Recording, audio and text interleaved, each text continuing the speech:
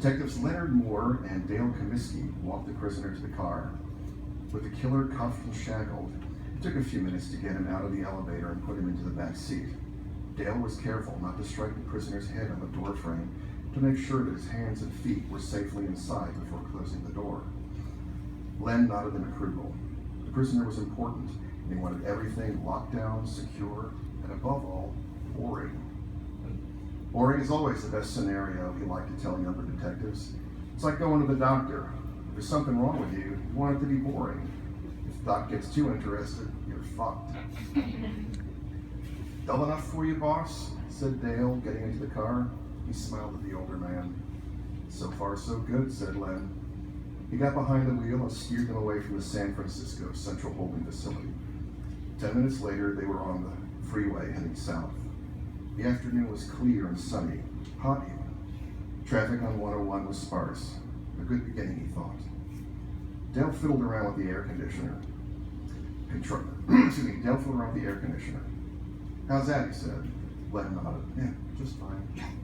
He rapped on the cage, separating the back seat from the front with his knuckle. Don't start, said Len.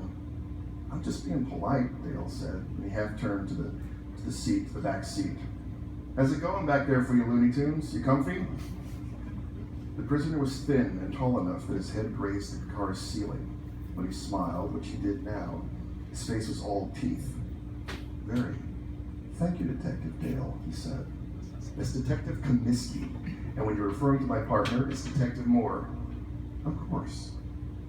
The prisoner pressed his face to the window and looked up into the cloudless sky. I wonder if it's going to rain. Dale looked out the window. Are you kidding? It's never going to rain here again. Oh, the drought. Some say it's the act of an angry god. Who says that? Oh, you know, people. Some people don't know shit. I agree completely. Still, it'd be nice if it rained. That it would. The prisoner didn't speak again for over an hour, and they passed through San Jose. Ah, the happy hunting grounds, he said, then frowned. That was a little gruesome for me to say, wasn't it? I'm sorry. A little, said Len. Still sorry. Still, it's interesting how definitions of acceptable versus unacceptable change. Don't you think so, Detective Dale? Change how, said Dale. The prisoner looked out the window.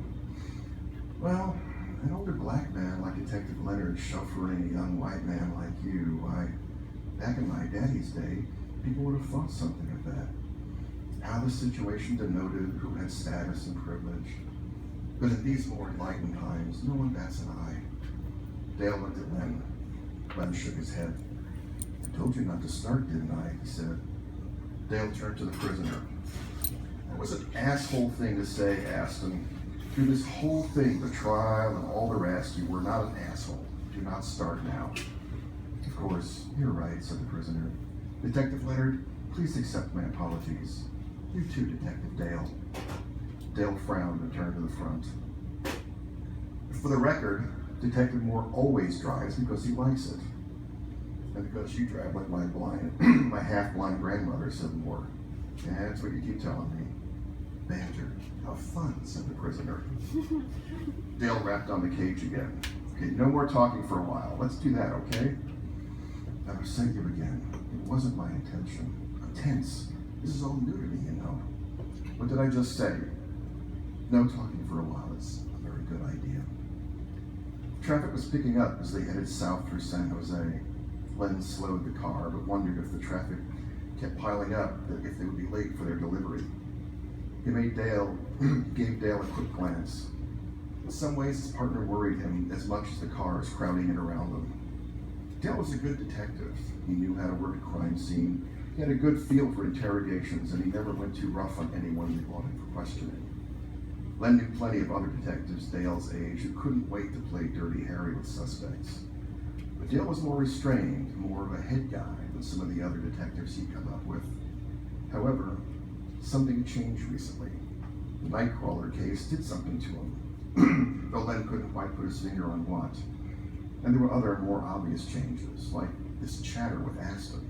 That's not something he would have done a few weeks ago. The prisoner didn't speak again until they drove through Gilroy and the pungent scent of the garlic fields filled the car. Thank you for using my name earlier, Detective Dale. Oh, did I? Yes, you said that was an asshole thing to say, Aston. No one has used my name since this whole ugly episode began. I just wanted to thank you. You're welcome. Now let's circle back to the no talking rule, okay? Of course. A delivery truck cut across 2 lanes of traffic, barely missing them. Len had to slam on the brakes. When he accelerated again, he said, "Everyone all right?" "I'm fine," said Dale. He looked back at Aston. Yeah, he looks all right too. From the back, Aston began to hum, something low and simple in a peculiar pentatonic scale. It was almost pretty, which grated on Glenn. He played guitar in college, free jazz mainly, wild hours, long improvs with all the young hotshots wanting to show off their chops. Glenn thought he'd heard every funny scale and chord pattern possible back in those days, but the humming was something different. "Would you please stop that?" he said. "Sorry," Aston said. Then he began to quietly sing the same song again. Dale turned around. "He said, stop." "He said to stop humming. I was singing. Sorry if I misunderstood." Dale shook his head. "And what was that exactly? It sounded like you were playing a cat's ass with flute." Aston smiled faintly. "Oh, just an old hymn, inspired by Detective Leonard's skid back there. It seemed like the time to get the angels on my side. Yeah, the angels deserted you a long time ago, pal." The prisoner scratched his nose, which wasn't easy in his tight cuffs. There was a lot of twisting of his wrists and head. "It's also an ancient incantation," he said. "You know, historically, hymns and incantations are closely linked. For example, back in Sunday school, we used to sing Onward Christian Soldiers. Do you know it? An amazing little ditty. If it's not a war god chant, I'm the big bopper." "Is that why you killed all those people? Is that what you were thinking about when you killed all those people? War? God?" said Len. Aston shrugged. "They're compelling topics, don't you think? But I had other interests." He pointed to Dale's wrists. "That's a sweet timepiece you have there, Detective. Is it new?" Dale glanced at his wristwatch. "Brand new. You like watches?" He held it up so Aston could get a good look at it. Len wasn't sure if Dale was being polite or taunting the prisoner. Either way, he didn't like it. "Oh, I like all sorts of technology," said Aston. "You might even call me a technophile." "I can think of a lot of things I want to call you, you fucking lunatic." "Dale," said Len. "Sorry." "Technology. That's why I came to the Bay Area. High-tech, Silicon Valley. I like being around smart people." "Lucky us," said Dale. "Oh, that was a compliment. On my planet, compliments from killers do not count for a lot."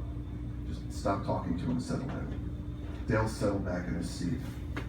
Mist rolled in from the west, came tumbling up over the hills like a slow-motion avalanche. It was a bit early in the day, thought Len, but the drought had fucked up all the local weather patterns. This was just one more unwelcome gift from the sky. The mist quickly turned to a fog and blotted out the sun. The temperature dropped. Len reached down and turned off the air conditioner. The traffic slowed and the cars began to turn on their headlights. Len noticed that Dale had turned around in his seat again. From the look on his face, he could tell Dale was going to say something stupid to start an argument. He had to get there first. "Aston said," said Len. Aston sat up. "That's my name. Don't wear it out." "We know that's not your real name," said Len. "We found all of your books." "All of them? Are you sure?" "You seem to really enjoy Egyptian mythology." "Not really. I just like the pretty pictures." "I don't believe you," said Len. "Your last name, Set. That was the name for the Egyptian devil." Aston laughed. "Don't be thick, Detective Leonard. The Egyptians wouldn't know the Christian devil if you prodded them with a pitchfork. No, Set was merely a god of the realm of the dead. In your books, he also personified chaos, darkness, and drought. Calling yourself something like that sounds to me like a plea for attention.